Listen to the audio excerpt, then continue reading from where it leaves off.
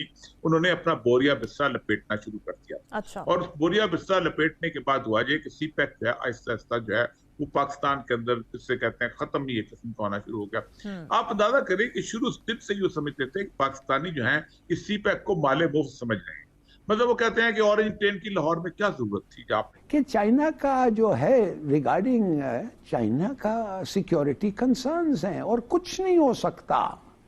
और क्या हो सकता है सिक्योरिटी कंसर्न्स के अलावा? तो क्यों है, क्यों हो रहा है?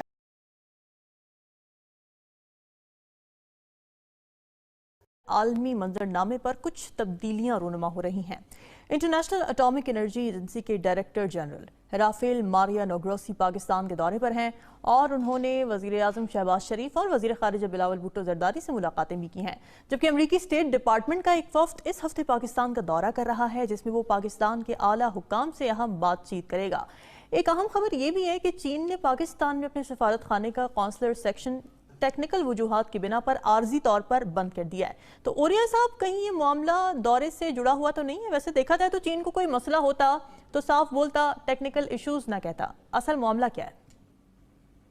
देखें, हमेशा टेक्निकल इश्यूज पे कहा जाता है और नॉर्मली ये सिफारती जुबान है, राली साहब मुझसे बेहतर जानते हैं। अच्छा। आपको बताऊं कि इस दफा जब जॉइंट कम्युनिके चीन के दौरे पे जारी हुआ था तो पहली दफा चीन ने उसमें लिखा था कि पाकिस्तान हमारे वर्कर्स की सिक्योरिटी की जिम्मेदारी ले। वरना चीन को मुझे याद है अच्छी तरह कि पहली दफा जब उसके लोग जो थे वहां अगवा हुए थे, चागी में था मैं उस जमाने में। अच्छा। और वो चाइनीज एम्बेसडर वहां आता जाता रहता था, तो वो हमेशा कहता था कि पाकिस्तान से हमारी दोस्ती इतनी अच्छी है कि हम हजारों वर्कर्स को बाहर करने को तैयार। उनके इंजीनियर्स अगवा हो गए थे, हम वहां जाके लेके आए थे, वहां से अफगानिस्तान से लेके आए थे। आप अंदाजा करें कि उसके लोग क्वार्टर में बेचारे उनके शहीद होते, चीनियों के बहुत होते रहे, बार बात अपने तौर पे वो भी शहीद है अपने हिसाब से। तो वो भी कहते कि नहीं, पाकिस्तान का हमें कोई मसला नहीं पाकिस्तान के साथ, समझते हैं पाकिस्तान की गवर्नमेंट हमारे साथ सिंसियर है। लेकिन मेरी इत्तला ये है कि शायद खाकान अब्बासी साहब के जमाने में ही उन्होंने अपना बोरिया बिस्तरा लपेटना शुरू कर दिया। अच्छा। और उस बोरिया बिस्तरा लपेटने के बाद हुआ ये कि सीपैक जो है आहिस्ता आहिस्ता जो है वो पाकिस्तान के अंदर जिससे कहते हैं खत्म ही एक किस्म का होना शुरू हो गया। आप अंदाजा करें कि शुरू दिन से ये समझते थे कि पाकिस्तानी जो है इस सीपैक को माले मुफ्त समझ रहे हैं। मतलब वो कहते हैं कि ऑरेंज ट्रेन की लाहौर में क्या जरूरत थी जो आपने यहाँ बनाने की, उसकी इलेक्शन लड़ने के लिए। फिर उनके कुछ नक्शे और तरफ के थे, ऊपर से वो जाना चाहते थे, जल्द अज जल्द पहुंचना चाहते थे, ये उसको पंजाब से गुजारना चाहते थे, बहुत सारी चीजें ऐसी थी। और उसके साथ फिर अब हम अमरीका से हमारी यारियां खत्म, हमने 51 से यारियां शुरू की हुई थी। अब हम पहले भी कह रहे थे कि बिलावल भुट्टो जब से वहां से वापस आए हैं और उन्होंने खासतौर पे एक पैगाम दिया है कि पाकिस्तान और अमेरिका जो हैं एक बहुत जबरदस्त किस्म की कोलिजन में आएंगे, जिसमें अमेरिका पाकिस्तान की मदद करेगा ताकि वो अपनी मगरबी सरहदों का दिफा कर सके। अब ये जो दौरा है, और उसके साथ मुझे एक और दौरा बड़ा अजीब सा लग रहा है, वो है IAEA का, इंटरनेशनल एटॉमिक एनर्जी कमीशन का। ये अमूमन इनके दौरे होते हैं ईरान जैसे मुल्कों में, जहाँ एक प्रोग्राम चल रहा होता है, वो इंस्पेक्शन करने आते हैं। अब वो यहाँ कहते हैं हम तो कैंसर के अस्पताल देखने आए हैं और ये देखने आए हैं, ये कंट्रोल किस्म की चीजें होती हैं, इनको क्या देखना है? और क्या इसकी आड़ में कुछ और अंडरहैंड नेगोशिएशन तो नहीं हो रही? तो जिससे कहते हैं दिल जो है धड़कता है इस सारी सिनेरियो को देख के कि हम किस किस्म के सौदे की तरफ जा रहे हैं। काश हम इससे बच सकें, काश हम इस समय काश हमारे मुल्क में ट्रांसपेरेंसी हो, हमें पता चले कि ये क्यों आए हुए हैं। काश हमें इसलिए पता चल जाए कि चाइना का क्या सूरत हाल है। आप सोचें कि इस मुल्क के अंदर टैक्स तो आपने लगा दिए, लेकिन क्या आपने IMF का मुआहदा आज तक अभी पेश किया? स्वाय चंद ब्यूरोक्रेट्स के, किसी और को पता ही नहीं IMF का मुआहदा क्या होता है। एक और बात आप करूं, आप जितने भी कर्जे लेते हैं वो पार्लियामेंट में पेश नहीं होते। सेक्रेटरी EAD साइन करता है उसके ऊपर खड़े होकर बैठ के, और पीछे वो मिनिस्टर खड़ा होता है और वो कर्जा अप्रूव हो जाता है। और हम अब आप उस पर आके असेंबली में कहते हैं इतना कर्जा बढ़ गया, अब इतनी किस्त अदा कर। ठीक है हिलाली साहब, आपको क्या लगता है IAEA के DJ का दौरा पाकिस्तान क्या कोई रूटीन का मामला है या फिर कोई हिडन एजेंडा है इसके पीछे? देखिए, अगर इस पर्टिकुलर आदमी से जो आदमी आ रहा है जी, अगर इसका एक्सपर्टीज डिसआर्मामेंट पे नहीं होता تو میں شاید کہتا کہ چلو بہت سارے ایسپیکٹس ہیں ریڈیشن کے جس کے بارے میں بات ہو سکتے ہیں اور پازیٹیو ایسپیکٹ ہیں کنسٹرکٹیو ایسپیکٹس ہیں علاج ہوتا ہے کینسر واقع ہو سکتا ہے مگر یہ آدمی کا جو خصوصی اسپیشلائزیشن ہے وہ ہے ڈس آرمامنٹ تو وہ ایک لفظ ہے جب نیوکلیئر اور ڈس آرمامنٹ کہتے ہیں تو وہ ایک ایسا لفظ ہے جو پاکستانی سننا نہیں چاہتا اور you become very this thing مجھے نہیں پتا کیوں آ رہا ہے شاید وہ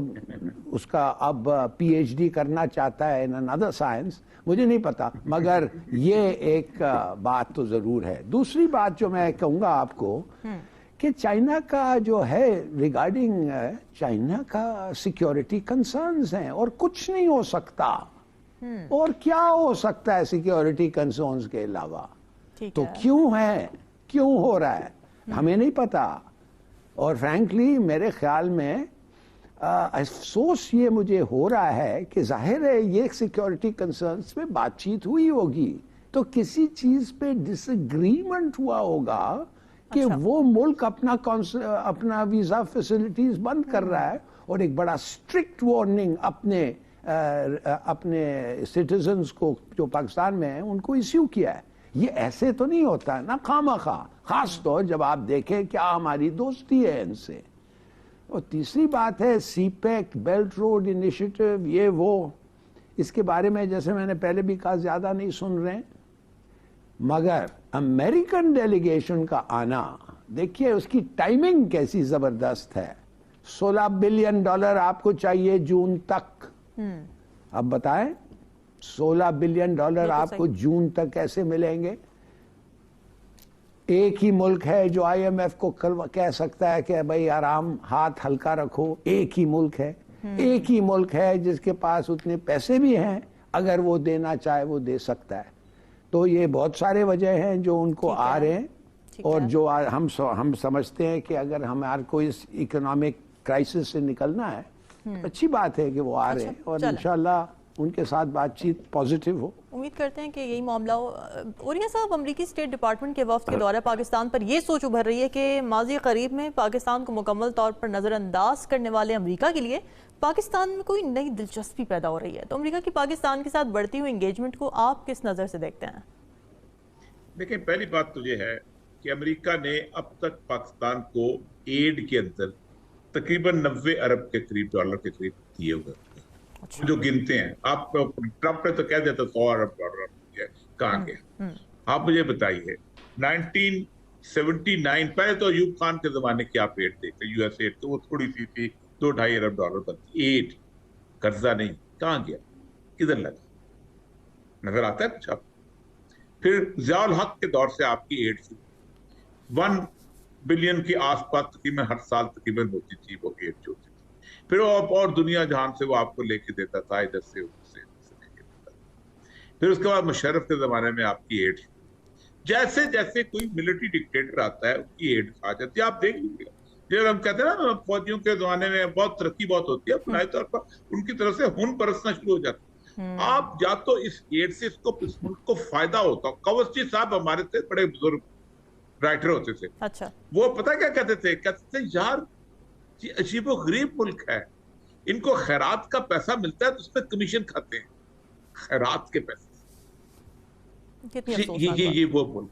ایڈ ہماری خیرات ہے آپ کو پتہ ہے کہ 40,000 اسکالرشپس آئے تھے یو ایس ایڈ کے تو انہوں نے بیلنس کرنے کے لیے انہوں نے انڈیا کو بھی 40,000 یو ایس ایڈ کے اسکالرشپ دے دی اچھا اس کا ہم نئے نوکری میں آئے تھے تو انہوں نے کہا سارے لوگ جو ہے نا وہ سول ایڈ ہماری خیرات ہے آپ کو پتہ ہے کہ 40,000 اسکالرشپس آئے تھے یو ایس ایڈ کے تو انہوں نے بیلنس کرنے کے لیے انہوں نے انڈیا کو بھی 40,000 یو ایس ایڈ کے اسکالرشپ دے دی اچھا اس کا ہم نئے نوکری میں آئے تھے تو انہوں نے کہا سارے لوگ جو ہے نا وہ سول سروس کے جو ہے وہ جائیں گے اور وہ جا کے نا وہاں سے پڑھائی کر کے آئیں گے میں نے کہا میں نہیں جاتا میں نے انکار کر دیا